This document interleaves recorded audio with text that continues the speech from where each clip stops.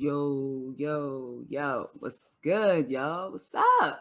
Yo, it's your girl, Nelly Hendricks, okay? I'm just looking because, like, my dog is down there and I don't want to kick him or nothing like that. But I'm back with another game recap. Now, listen, I'm not going to be showing the game no more because the NBA, they kind of, they don't like people using their content and stuff. And it's all good. I understand that.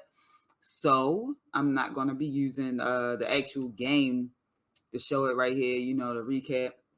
Just pretty much go off of what I saw and what I know. And plus I can always watch the recap beforehand. So either way, get into it. Game 3, Milwaukee Bucks versus the Phoenix Suns.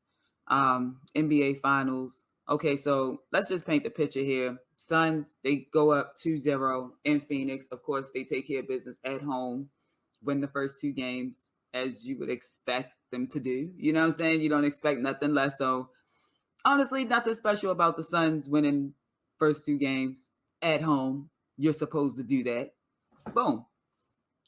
But here's why the series don't start till game 3.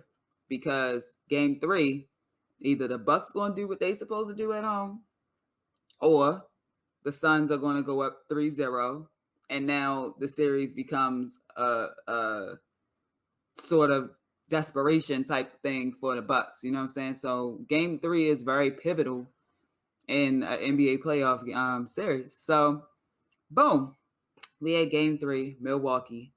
What do we have? What's going to happen? We don't know. What happens? The game is close for most of the game. I mean, honestly, like both sides were making great plays. Devin Booker didn't have the best game. From what I saw, he only had is it 10 points? Which is like, yeah, 10 points, 29 minutes. He had 6 rebounds, 2 assists. So the highest scorer on the Suns actually was Chris Paul with 19 points, and then Ayton and Crowder with 18. Even Cam Johnson had 14. So yeah, Devin Booker had 10 points, and we talking about this is the star player. So I'm not sure why he struggled so bad because he had looks.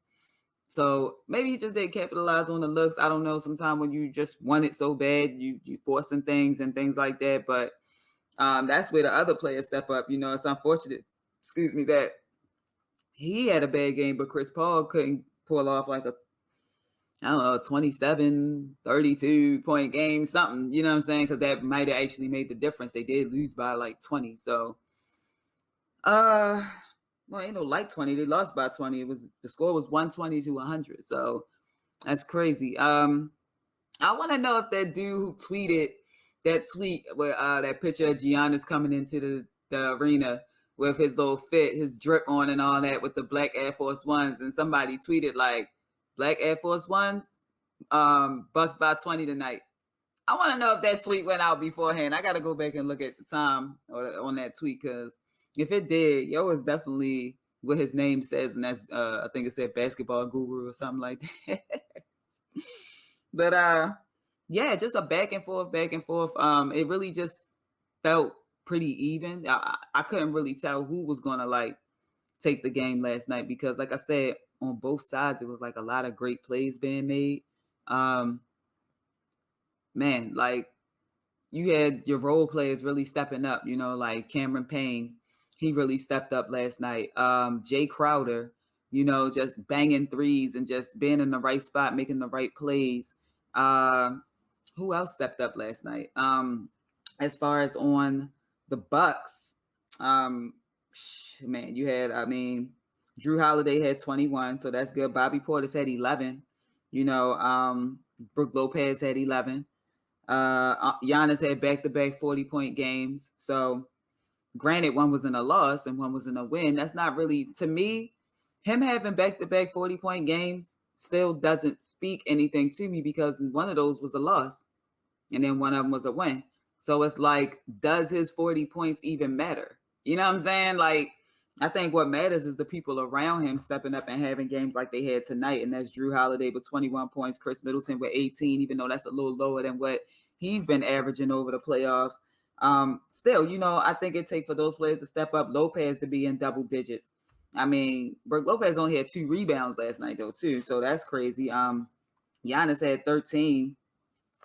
Rocky, why do I have these on? I don't have no sound coming from these, so I don't understand why I got those on. But yeah, Rocky, sweet, and you're gonna have to move or go somewhere. But yeah, either way, like those points, they matter. Bobby Portis being in double digits, like that's what they needed. If Giannis gonna have a 40-point game, then everybody around him has to step up and have, what they're expected to have. If you're expected to have double digits, and then Bobby Portis, he also had 8 rebounds too. So that was pretty, like eight rebounds for him, 7 for Middleton, 13 for Giannis, so but Lopez, I mean, only 2. He lucky that, other people stepped up in that area, because he's their big man, the biggest. I mean, as far as like in that position of big man, like he's their center. He's for him to have 2 rebounds. But yeah, so yeah, the Suns, they just, they couldn't get it done. But expect them to come out in game 4, guns blazing. Like they want to take one in Milwaukee, believe that. Like, I don't know if Milwaukee felt like they could take one in Phoenix, but you better believe Phoenix believe they can take one in Milwaukee. You feel what I'm saying? And the Bucks have won on the road throughout the playoffs, but I don't think that they felt like they could go in Phoenix and win. I didn't see a confident team in game 1 and game 2. I just didn't. Like, certain players seemed like they just fell back a little bit. I don't know if they played into the narrative of what, the commentary was throughout the NBA leading up to that series, with them talking about like Drew not being happy with Giannis and him playing better. Like, the narrative was starting to be something of like, are the Bucks better without Giannis? You know what I'm saying? And which I found to be a little inappropriate, the timing to be a little disrespectful, because here this man is the leader of their team, the star player of their team. He goes down with a leg injury, last game of in the game in the Hawk series. Okay, yeah. So in the Hawk series, he goes down. Okay, they prevail. They come out victorious in that series anyway. And we don't know going into the Sun series if Giannis is going to be available, right? And while that conversation is going on over here, you have analysts over here saying, well, sources have said that Drew Holiday, isn't really, he doesn't really like to play with Giannis. Like, in so many words, and I'm only paraphrasing here, but that's pretty much what they were saying, given that. And then they were spinning it to say more, to take it even further, like, are the Bucks better without Giannis? And I just think that that's like inappropriate to even inappropriate narrative to even paint at this point of the season when they're about to go to the finals. I found that a little distasteful, to say the least. And so you just never know the mindset that the Bucks had going into that Sun series. Some people might have been trying to prove commentators wrong. Like, different guys, you can't, you can get the team all on one accord as far as the plays, as far as, the intensity you play with on both ends of the court. Just as far as like just different little fundamentals like that.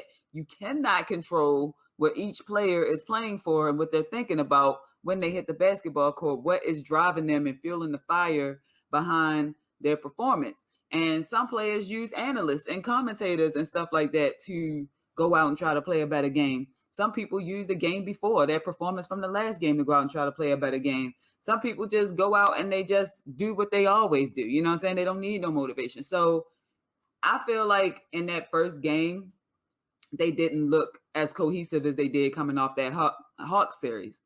They seemed to have taken a step backwards almost, like chemistry wise or something. Something looked off, you know what I'm saying? And I was like, damn, Giannis was only out for like one game. Like, why do they look so off now that he done came back? Like, so it was just weird, but I felt like they were carrying that in the back of their minds a little bit. You know what I'm saying? Like that was a big narrative that was being painted while Giannis was hurt. I heard less about the status of the injury, and of course, all of that's contingent upon how much information the Bucks are releasing, right? But I heard less about his recovery and the status of his injury, and more about are the Bucks better without Giannis? And I just thought that was inappropriate. So, with that being said, I feel like they came into the Sun series a little hesitant, a little unsure, not playing their normal game because now the media done got into their heads a little bit.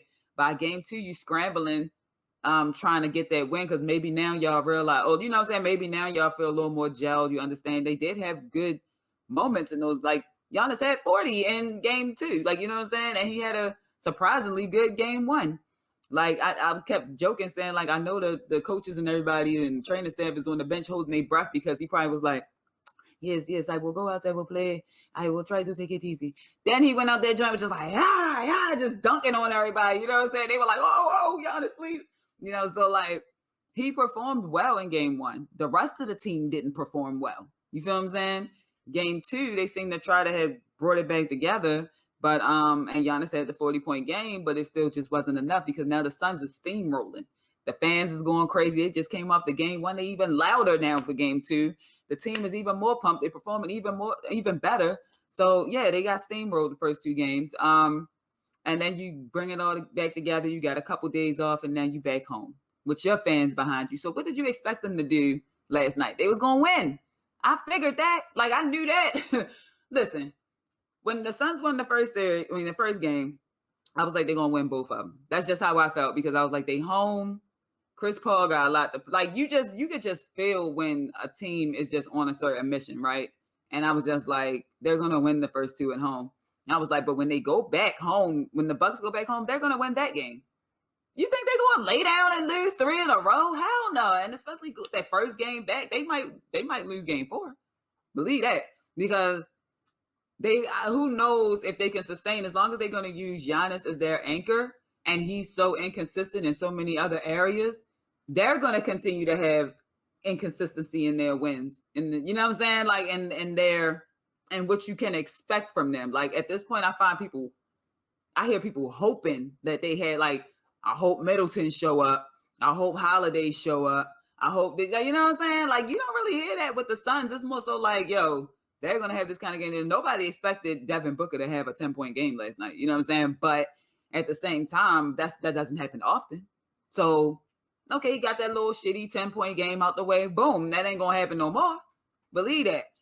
So I feel like the Suns going to take the next game. And then they're going to go back to Phoenix and they're going to win it. It's going to be them in possibly 5, I think. And the Bucks, they got some ways to go. They got to figure out that backcourt. They got to figure out the chemistry and stuff. And I'm not talking like the series is over. Who knows? They could like prevail. You feel what I'm saying? So like, I don't want to talk like that. But I just foresee the Suns winning. They're just on a bigger mission. Like Chris Paul is like, yo, I will not get here again.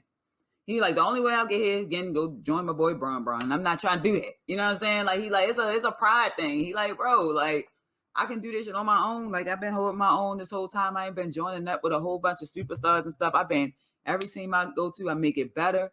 You know, I teach the young guys over there. The cities embrace me. Like I don't need to do all that. You feel me? And he's proven that right here. Like if Chris Paul if the Suns win it all, Chris Paul is going to prove to a lot of people, especially a lot of these veterans or people that's approaching the veteran status in their careers. He's going to prove to them that like, yo, you can go and just do that. Now, his story date back always obviously to the early 2000s. So maybe for some of the younger guys to just see like, yo, it's okay to grow with a team. I mean, that's not the team he started with, you know, but it damn near feel like it like, am I the only one who watching these Suns games looking like, yo, it's like Chris Paul been on the Suns forever. This is only his first year with them, but it just the chemistry. And of course, him being with his former coach, a coach that he started out with in New Orleans, is like, I mean, for the Hornets, weren't they in New Orleans at the time? Yeah, they were. But yeah, for him to start out with Marty and now be ending it, or not ending it to say this is last year, but just be getting to this point, that's got to be special. So it's hard to beat a team with that much storyline. You know what I'm saying? Like these networks, they be doing a good job of painting these storylines for these teams. And like sometimes it's like, you notice whatever team got the longer storyline and more history and all that stuff, they usually the one that win.